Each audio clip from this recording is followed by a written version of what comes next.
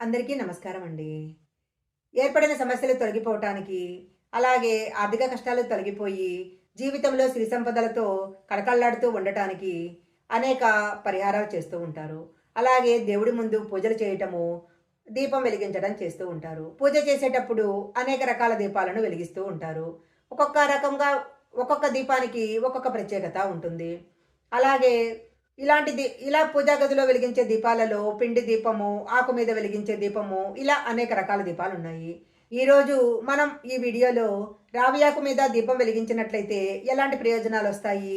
రావి ఆకు మీద దీపం ఎలా వెలిగించాలి? మొదలైన అనేక విషయాలను తెలుసుకుందాము. ఈ వీడియో చూడ్డానికి ముందు ఓం శ్రీ లక్ష్మీదేవియే నమః అని కామెంట్ చేయండి. మీరు మొదటిసారిగా మా ఛానల్ చూస్తున్నట్లయితే వెంటనే సబ్స్క్రైబ్ చేసుకోండి. పక్కనే ఉన్న బెల్ ఐకాన్ని యాక్టివేషన్ చేసుకుంటే మేము పెట్టే వీడియోలన్నీ కూడా మీకు ముందుగానే నోటిఫికేషన్గా వస్తాయి. ఇక లేట్ చేయకుండా వీడియోలోకి వెళ్ళిపోదాము. భారతదేశంలో దేవతలు దేవుళ్ళతో పాటు చెట్లను కూడా పూజిస్తూ ఉంటారు. అలా పూజించే అలా పూజించే చెట్లలో రావి చెట్టు ఒకటి. రావి చెట్టుని చాలా పవిత్రమైన చెట్టుగా భావిస్తారు. ఈ రావి చెట్టులో శ్రీ మహావిష్ణువు, లక్ష్మీదేవి కొలువై ఉంటారు అంటారు. అలాగే రావి చెట్టు మీద సకల దేవతలు నివసిస్తారని కూడా చెప్తుంటారు. రావి చెట్టు వేర్లలో విష్ణుమూర్తి, చెట్టు కాండంలో శివుడు, కొమ్మల్లో నారాయణుడు, ఆకులలో లక్ష్మీదేవి, చెట్టు కాయలలో సకల దేవతలు కొలువై ఉంటారని పురాణాల్లో చెప్పబడింది. ఇంత శక్తివంతమైన రావి చెట్టుని ఏ విధంగా పూజించాలో ఇప్పుడు మనం తెలుసుకుందాము. ఎవరైనా ఆర్థిక సమస్యలతో బాధపడుతున్న వారు ఆర్థిక సమస్యలు తొలగిపోవటానికి ఒక గురువారం రోజు ఇంట్లో రావి ఆకులతో పూజ చేయాలి. ఒక రావి ఆకును తెచ్చి శుభ్రంగా కడిగి దాని మీద పసుపుతో ఓం హ్రీం శ్రీ నమః అనే మంత్రాన్ని రాయాలి. తరువాత ఈ ఆకును లక్ష్మీదేవి ఫోటో ముందు పెట్టి పూజ చేయాలి. పూజ చేసిన తర్వాత ఇది లక్ష్మీదేవి యొక్క ప్రసాదంగా భావించి ఈ ఆకుని మీరు డబ్బు పెట్టుకునే బీరువాలో కానీ లేదా మీరు డబ్బు పెట్టుకునే పర్సులో కానీ పెట్టుకోవాలి. ఇలా కనుక చేసినట్లయితే లక్ష్మీదేవి యొక్క అనుగ్రహము తప్పకుండా కలుగుతుంది. పుత్ర సంతానం కావాలి అని అనుకునేవారు రావి చెట్టుకి ఎర్రని వస్త్రంతో ముడుపు కట్టినట్లయితే వారి యొక్క కోరిక తప్పకుండా నెరవేరుతుంది. రావి చెట్టు ఆకులపైన దీపారాధన చేసినట్లయితే కోరిన కోరికలు వెంటనే నెరవేరుతాయి. ఒక రావి ఆకును తీసుకొని దాన్ని శుభ్రంగా కడిగి మీ పూజా గదిలో దేవుని పటం ముందు పెట్టాలి. దాని మీద దీపం కుంది పెట్టి నువ్వుల నూనెతో కానీ ఆవు నెయ్యితో కానీ దీపారాధన చేసి దేవుడికి మీ కోరిక చెప్పుకొని నమస్కారం చేసుకోవాలి. దీపం వెలిగించేటప్పుడు రావి చెట్టు ఆకు కాడ దేవుని పటాల వైపు ఉండే విధంగా, ఆకు చివరి భాగము మన వైపు ఉండే విధంగా దీపాన్ని వెలిగించాలి. ఇలా చేయటం వల్ల మీరు కోరుకున్న కోరికలన్నీ కూడా నెరవేరుతాయి.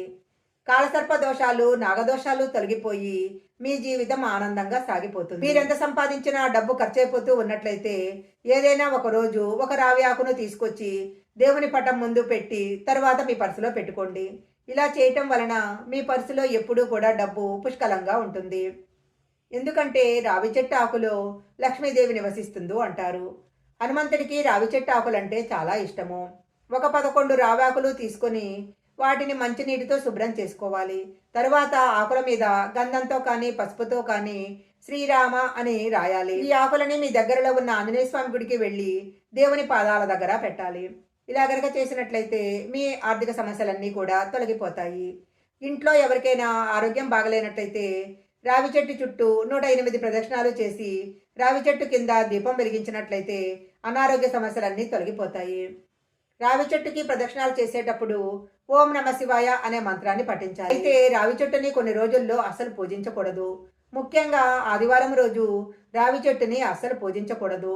ఎందుకంటే ఆదివారం రోజు లక్ష్మీదేవి యొక్క అక్క అయిన జ్యేష్ఠాదేవి రావి చెట్టులో నివసిస్తూ ఉంటుంది. ఆ రోజు కనుక రావి చెట్టును పూజించిన, రావి చెట్టుని తాకిన జీవితం అంతా కూడా దుర్భరమైన దారిద్రాన్ని అనుభవించాల్సి వస్తుంది. ఆదివారం రోజు రావి చెట్టును తాగటము, పూజించటం మంచిది కాదు. వేప చెట్టు లక్ష్మీ స్వరూపము. రావి చెట్టును విష్ణు స్వరూపంగా భావించి పూజలు చేస్తూ ఉండటము అనాదిగా వస్తున్న ఆచారము. ఈ వృక్షాలను పూజించటం వల్ల దాంపత్యంలో ఎలాంటి సమస్యలు రావని, భార్యాభర్తలు అన్యోన్య జీవితాన్ని గడుపుతారని పురాణాల్లో చెప్పబడింది. రావి చెట్టు యొక్క అణువణువు కూడా నారాయణ స్వరూపమే. రోజు రావి చెట్టు నీడన నిలబడినట్లయితే శనిగ్రహ దోషాలు తొలగిపోతాయి. అనారోగ్య సమస్యలు మటుమాయమైపోతాయి. ఏవైనా శాపాలు, పితృదోషాలు, పూర్వజన్మ పాపాలు ఉన్నట్లయితే వాటిని తొలగించటంలో రావి చెట్టు ఎంతో ప్రధాన పాత్ర వహిస్తుంది. రావి చెట్టు చాలా పవిత్రమైన చెట్టు. అందువలన ఈ చెట్టును కనుక నరకాలంటే చాలా నియమాలున్నాయి. రావి చెట్టుని నరకాలంటే ఆదివారం మాత్రమే నరకాలి. అయితే రావి చెట్టుని నరికేటప్పుడు విష్ణువును ప్రార్థించి క్షమాపణ చెప్పుకోవాలి. ఎప్పుడైనా రావి చెట్టుని నరకటం తప్పనిసరి అయినప్పుడు విష్ణుమూర్తికి నమస్కారం చేసుకొని అప్పుడు రావి చెట్టుని నరకాలి. అమావాస్య రోజు రావి చెట్టు కింద దీపం పెట్టినట్లయితే పితృదేవతల యొక్క అనుగ్రహం లభిస్తుంది. రావి చెట్టును పూజించే వారికి శనిగ్రహ దోషాలు కూడా తొలగిపోతాయి. ఈ చెట్టులో ఎన్నో ఔషధ గుణాలు కూడా ఉన్నాయి. ఈ చెట్టు యొక్క బెరడు, ఆకులు ఎన్నో వ్యాధుల నివారణకు ఉపయోగపడతాయని ఆయుర్వేద వైద్యులు చెప్తుంటారు. ఈ వీడియో కనుక మీకు నచ్చినట్లయితే లైక్ చేయండి, షేర్ చేయండి. ఇలాంటి మరిన్ని వీడియోల కోసం మా ఛానల్ సబ్స్క్రైబ్ చేసుకోండి. పక్కనే ఉన్న బెల్ ఐకాన్ని యాక్టివేషన్ చేసుకుంటే మేము పెట్టే వీడియోలన్నీ కూడా మీకు ముందుగానే నోటిఫికేషన్గా వస్తాయి. మరొక మంచి వీడియోతో మళ్ళీ కలుసుకుందాం.